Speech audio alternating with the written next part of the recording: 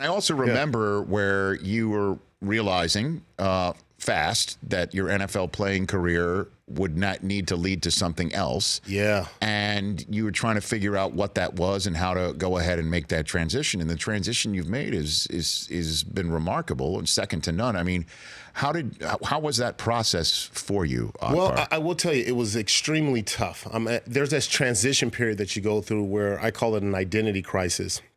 You've been identified for so long as an athlete, and when people see you, your size suggests to other people that, oh, you must be an athlete. You should still be playing. Why aren't you playing? And so there's that part where you're trying to figure out who you are, because I truly believe that the hardest person to know is yourself, because you have denial. You have all these other things, expectations of other people. And once you kind of get through all of that, you kind of figure out who you are, and what you want to do.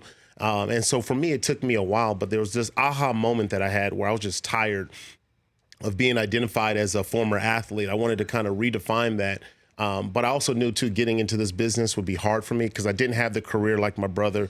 I was very much a journeyman, had 2 career sacks. So that doesn't suggest that that will turn around into a TV career. And I just remember saying, you know what, I'm going to take the backdoor approach. And the backdoor approach was going to a place where I had a little bit more equity, which was San Diego. Spent 1 year with the Chargers, played for the Aztecs, and so I went to the local NBC affiliate there and said, hey, I do the Aztec pregame and postgame show and the Chargers postgame show for free. And they looked at me, they go, what, for free? I go, yeah, I'll do it for free. I did that for 2 years to learn the skill set. For nothing. For nothing, Zero. but that was all inspired by an interview that I had with ESPN where I met with Al Jaffe and Fred Brown. I know Al is for sure. Yeah. I mean, Al is the one who called me and on my job at KRCR-TV, the local ABC affiliate in Redding, California, to say that he'd seen my tape and he wanted to interview me.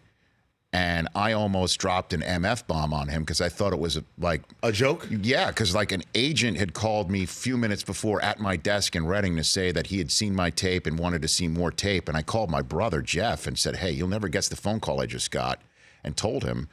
And I thought he told one of my friends, "Call Rich right now because he is totally going to buy this hook, line, and sinker." Oh wow! So I almost MF'd literally Al Jaffe, who is the guy who you needed to hear from. Yeah, right. Absolutely. So you had an interview with him. So I had an interview with him and Fred Brown, and long story short, it was just like, hey, look, what makes you any different from any of these other guys? They said that to you? Yeah, he said, what makes you any different? And I was like, kind of like taken back. I was like, I'm trying to figure out. And I remember the dumbest thing I ever said in that interview. I talk about it in my book. I said, well, I'm just like Stuart Scott. First off, that was a damn lie.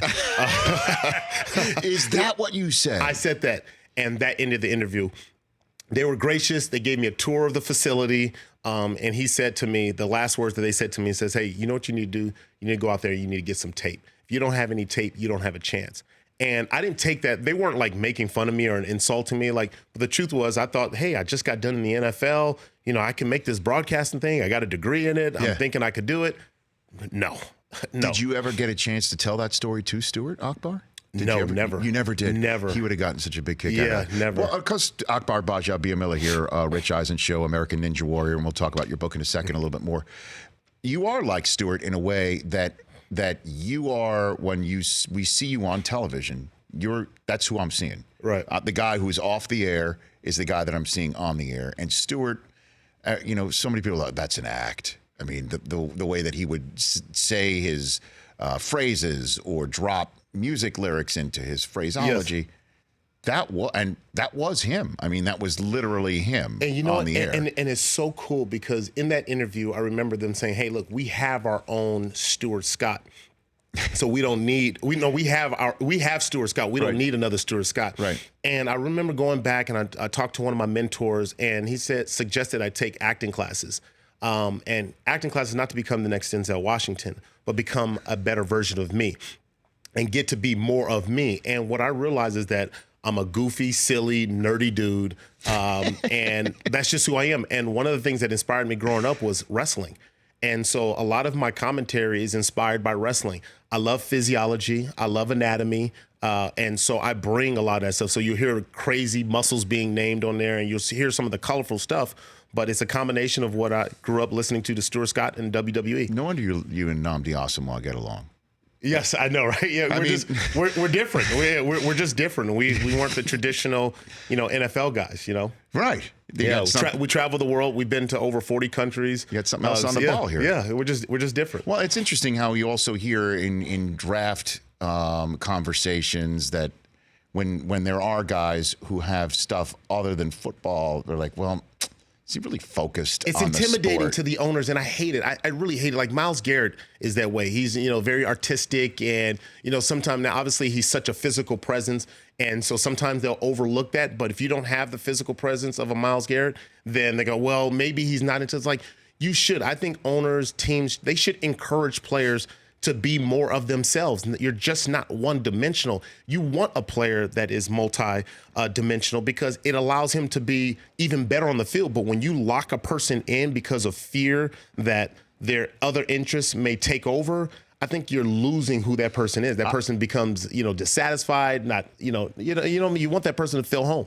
I couldn't agree with you more, Akbar, because the way I look at it is if you as a player are viewing life in a way that football's just part of it and Yes. there's more to it, why wouldn't you bring that mindset to the game itself? Right. Why wouldn't you say, well, okay, just like you said, you had 2 career sacks. There's one way to get to the quarterback that I think I know of. Maybe there's other ways. Maybe there's other ways to look at this. Maybe there's a larger world view that you could bring to the sport itself, to your game. Yeah, football is all about understand control. It's all about control.